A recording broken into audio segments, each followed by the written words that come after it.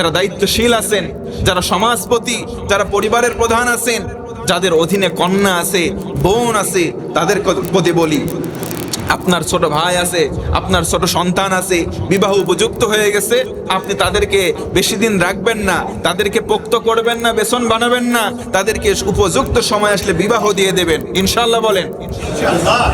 কারণ এই বিবাহকে কঠিন করতে করতে আপনার বোন, আপনার মেয়ে, আপনার ভাই, আপনার সন্তান কোথায় কোনো অপকর্ম করে না বসে, আল্লাহ মাফ করুক যদি করেই বসে, এইগুলোর দায়ভার শুধু তারাই, আপনি আমি দায়িত্বশীল তার অভিভাবক হওয়ার কারণে আমরাও পাবো। এজন্য একটু সচেতন হব তো ইনশাআল্লাহ। ইব্রাহিম আলাইহিস সালাতু ওয়াস সালাম বড় হলেন, সংক্ষিপ্ত করে বলি, যখন তার মায়ের গর্ভপাত হবে সে সময় তার পেটটা ছিল স্বাভাবিক। পৃথিবীতে দুইটা নবী আলাইহিস সালাতু ওয়াস সালামের মায়ের গর্ভে থাকাকালীন সময় দুইজন নবী কেবলমাত্র মায়ের গর্ভে ছিলেন, কিন্তু মায়ের পেটটা আমাদের মায়েদের মতো উঁচু হয় নাই। জোরে কান আল্লাহু আকবার। কয়টা নবী? দুইটা নবী। এক নম্বর হচ্ছেন আমাদের নবী মুহাম্মদুর রাসূলুল্লাহ সাল্লাল্লাহু আলাইহি ওয়াসাল্লামের মায়ের পেটটা ছিল স্বাভাবিক, আর ইব্রাহিম আলাইহিস সালাতু ওয়াস সালামের মায়ের পেটটাও ছিল একদম স্বাভাবিক। জোরে কান আল্লাহু আকবার। এটা হয়তো আল্লাহ পাক যে কোনো কারণে করেছেন, সম্মানে হোক আর তার মর্যাদার দিক থেকে হোক, অথবা বিভিন্ন রকমের শত্রুদের হাত থেকে ইব্রাহিম আলাইহিস সালাতু ওয়াস সালামকে বাঁচাবেন, এই কারণেই হোক। এজন্য মনে রাখবেন, আল্লাহ তাওহীদকে পৃথিবীতে জয়ী ক্ষমতা হিসেবে দেখাতে চান। এজন্য হয়তো গোপনে কারো কারণে জন্ম হয়ে যাবে, আপনি আমি ইসলামের বিরুদ্ধাচরণ করতে করতে কিয়ামত পর্যন্ত বেঁচে থেকে করেই যাব। দেখবেন এমন একটা সময় আসবে, তাওহীদের ধারক বাহক এইরকম ইব্রাহিম আলাইহিস সালাতু ওয়াস সালামের মতো সন্তান হঠাৎ করে সামনে এসে জন্মগ্রহণ করবে বা নাজিল হয়ে যাবে। কথা বলেন ঠিক কিনা? তার মানে আমরা ইসলামের যে শেষ ক্রান্তি লগ্নে পৌঁছে গেছি। কখন দেখবেন হঠাৎ করে ইমাম আল মাহদি আমাদের মাঝে চলে আসবে। আমরা ইমাম মাহদির অপেক্ষায় সবাই আছি না নাই? সবাই বলেন আছি না নাই? দেখবেন হঠাৎ ইমাম আল মাহদি আমাদের মাঝে চলে আসবে, আমরা তার অপেক্ষায় আছি, আমরা দাজ্জালের বিরুদ্ধে রুখতে চাই। কথা বলেন ঠিক কিনা?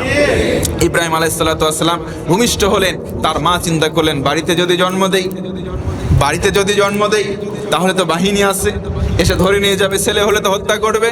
যাই হোক, আমি চলে যাই পাহাড়ের একটা গুহার কাছে।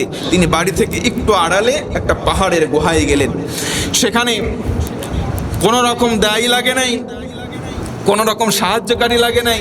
আল্লাহ পাকের পক্ষ থেকে রহমে আর ফজলে আর বরকতে ইব্রাহিম আলাইহিস সালাতু ওয়াস সালামের আম্মা একাই ইব্রাহিম নবী আলাইহিস সালামকে ভূমিষ্ঠ করে। জোরে কোন আল্লাহু আকবার। একা ভূমিষ্ঠ হয়েছে, কোনো রক্তপাত হয় নাই, সব কিছু স্বাভাবিকভাবে হয়ে গেছে। হওয়ার পরে সেখানে তিনি দুধ পান করালেন, রেখে বাড়িতে আসে, একটু পর যায়, দুধ পান করায়, আবার চলে আসে। যদি চিন্তা করে, আমি যদি এই ছেলের কথা আমার স্বামীরে বলি অথবা অন্য কেউ জানে, তাহলে তো নিয়ে জবাই করে ফেলবে। বিধায় এখানে থাক, কষ্ট করে আমি আসবো, যাব আর তারে দুধ পান করিয়ে রেখে যাব। তিনি তাই করতে থাকলেন। কিন্তু কি আজীব ব্যাপার, কি মজার কথা, কি আশ্চর্যের ব্যাপার। একদিন দুধ পান করাই, বারবার এসে পরের দিন এসে দেখি ইব্রাহিম আলাইহিস সালাতু ওয়াস সালাম ছোট্ট বাচ্চা যেন 1 মাসে বড় হলে যত বড় হতো, একদিনের অন্তরে অত বড় হয়ে যায়। জোরে আল্লাহু আকবার। মাত্র কয়েকদিনের ব্যবধানে তিনি এতটা হুষ্টপুষ্ট হলেন, এমনকি তার লফজ, তার জবান দিয়ে কথার ফুলকোধারা প্রবাহিত হলো। জোরে আরেকবার আল্লাহু আকবার। কয়েকদিনের ব্যবধানে তিনি কথা বলা শিখলেন। কয়েক মাস বড় হলে যেই সন্তানগুলো বড় হতো, ওই রকম বড় হয়ে গেছে। প্রথম কথা, ও মা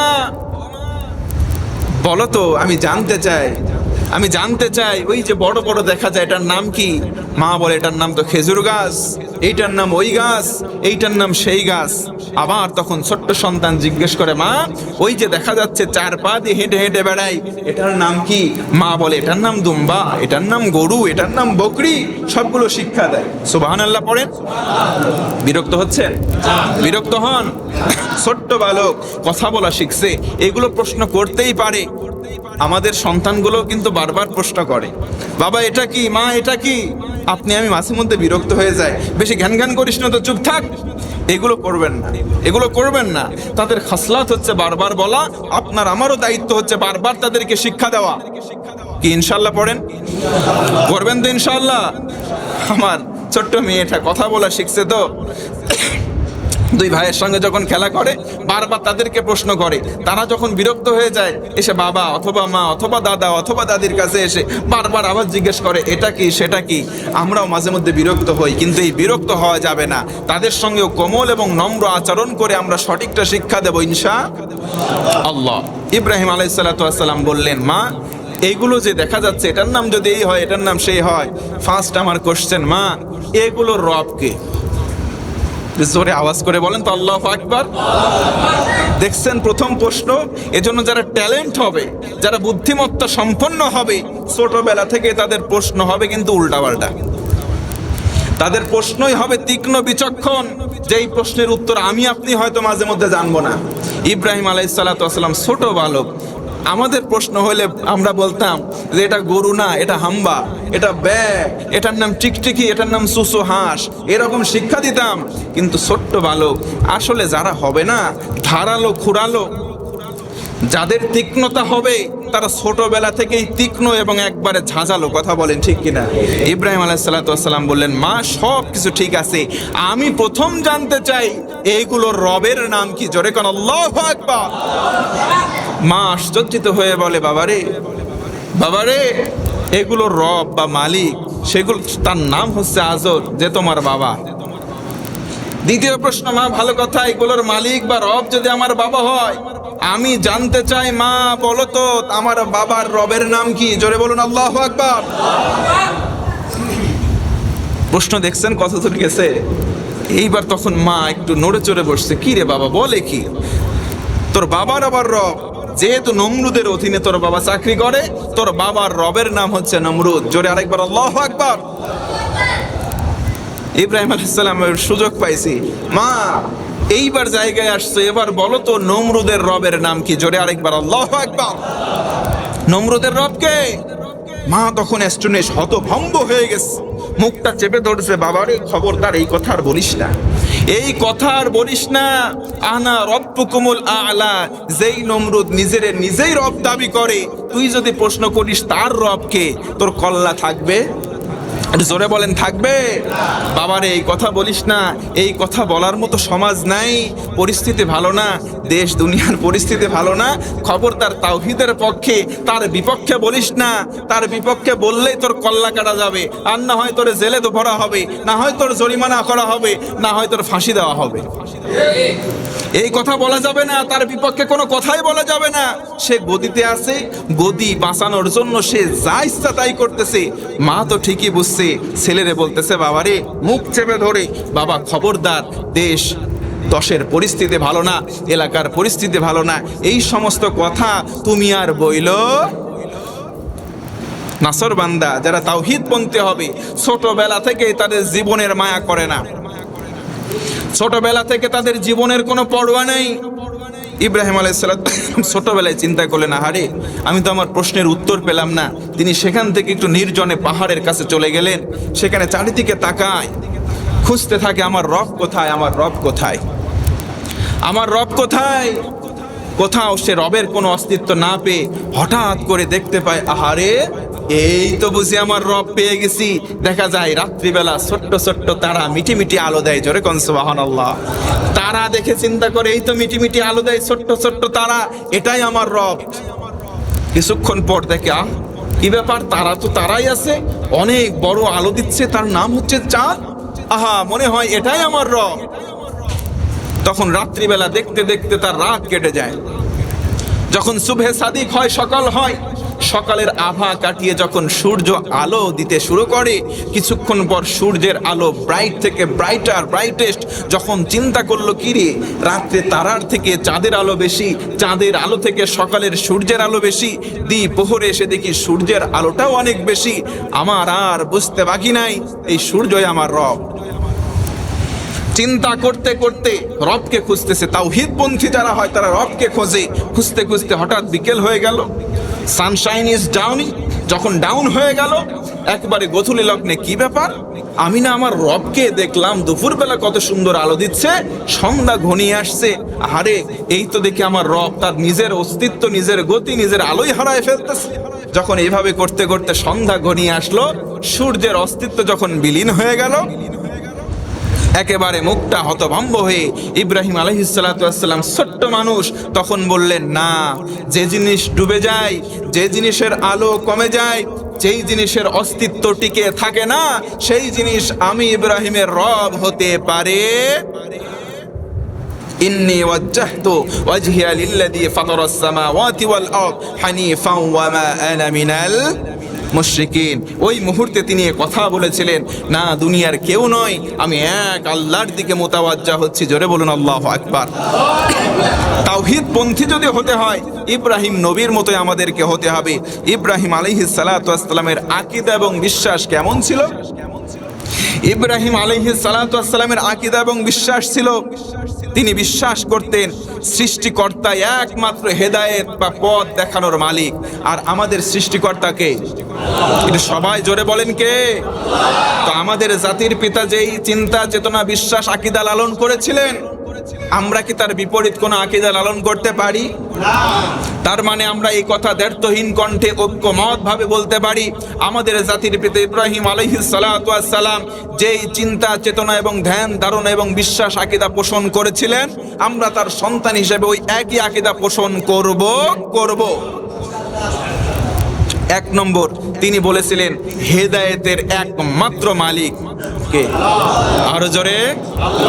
এখন যদি বলেন হেদায়েতের মালিক আমার পীর সাহেব, তাহলে ইব্রাহিম নবী আলাইহিস সালাতু ওয়াস সালাম তাওহীদ পন্থী হয়ে প্রথম ঘোষণা যেটা দিলেন, আপনি তার বিপরীত যদি ঘোষণা দেন, আমি এই কথা বলবো, আমি তাওহীদ পন্থী হতে পারি?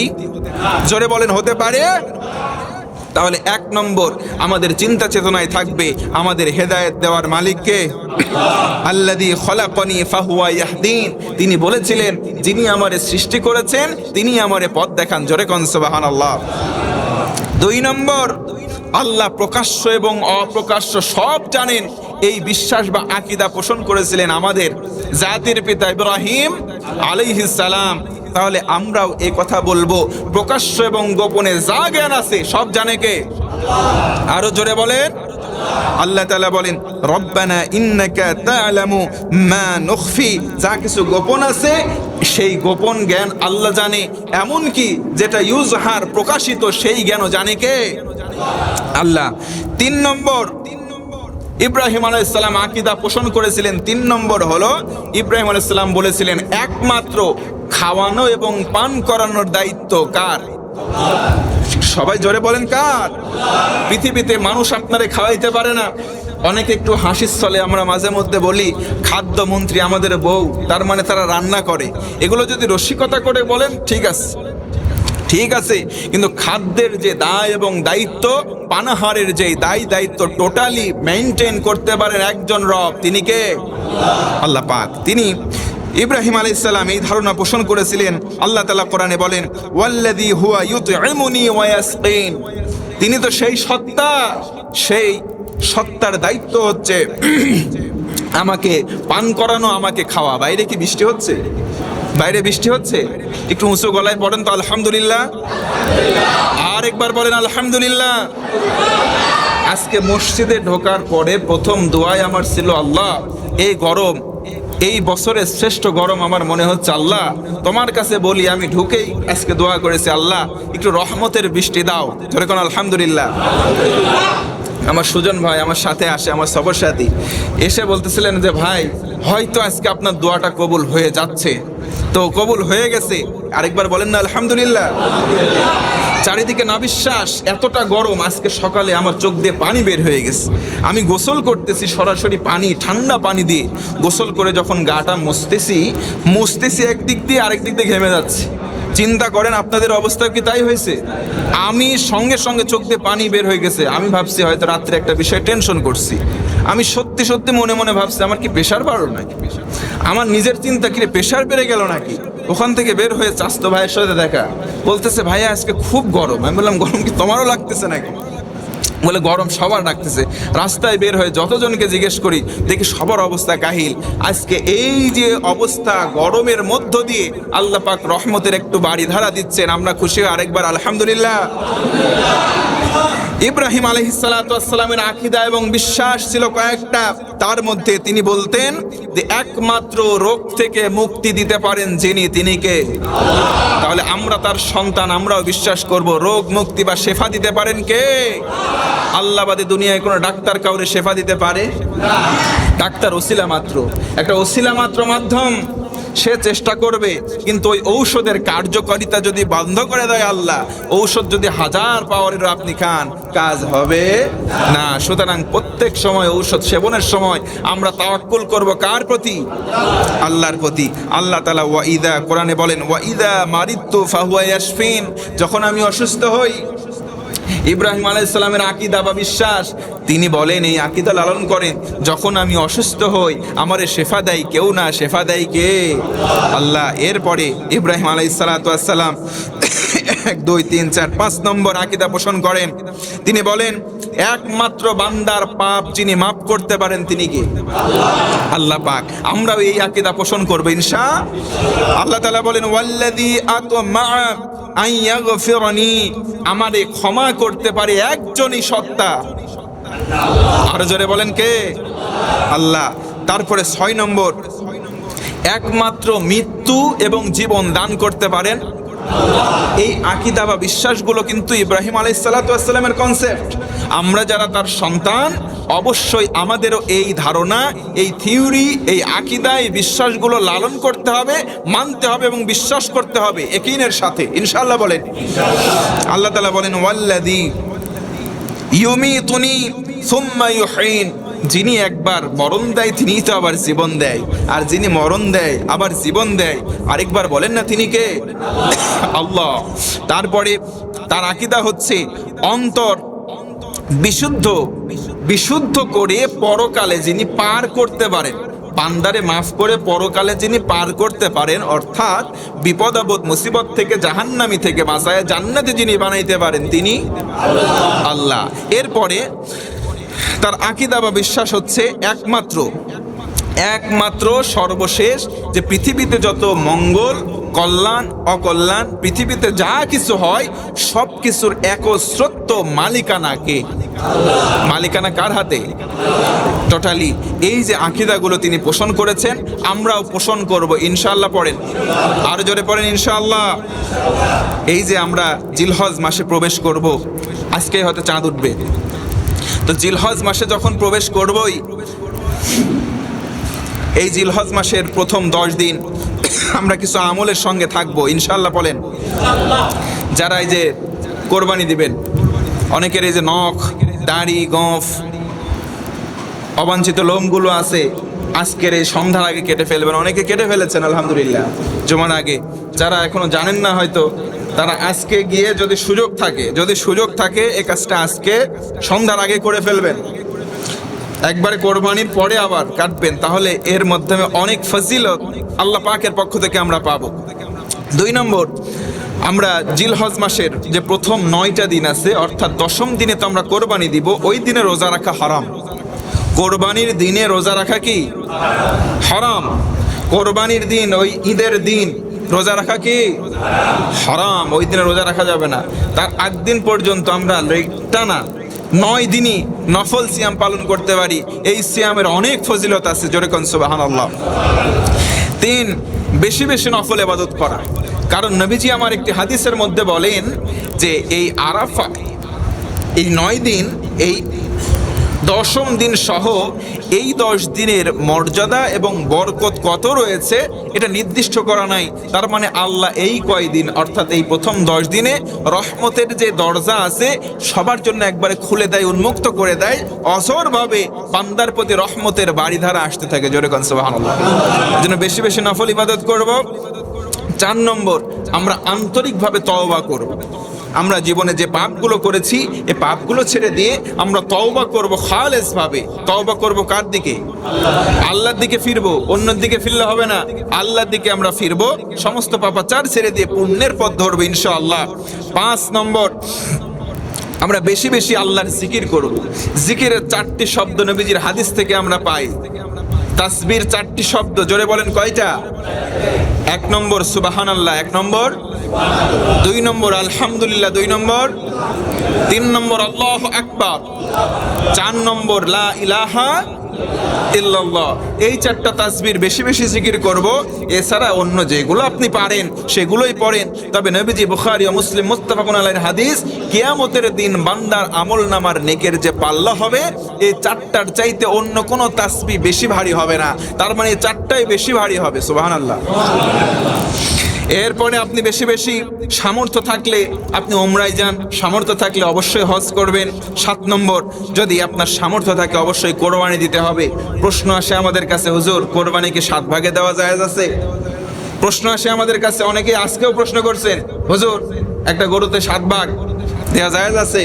আরেকজন এসে বলতেছে, হুজুর 7 ভাগ দেব তো, কিন্তু 7 জনের একজন, আমার তো সামর্থ্য কম, দিছি ভাগা নিছি একটা, কিন্তু আরেকজন যে আছে সুদেল সুদখোর, কোরবানি কি জায়েজ হবে? প্রশ্ন আছে না নাই? যে 7 জন ভাগে আপনি কোরবানি দিচ্ছেন, একজন আছে সুদখোর বা হারামখোর, এখন অন্য 6 জন যে আছে হালাল ইনকাম করেছে, হালাল অর্থ দিয়ে কোরবানি দিচ্ছে।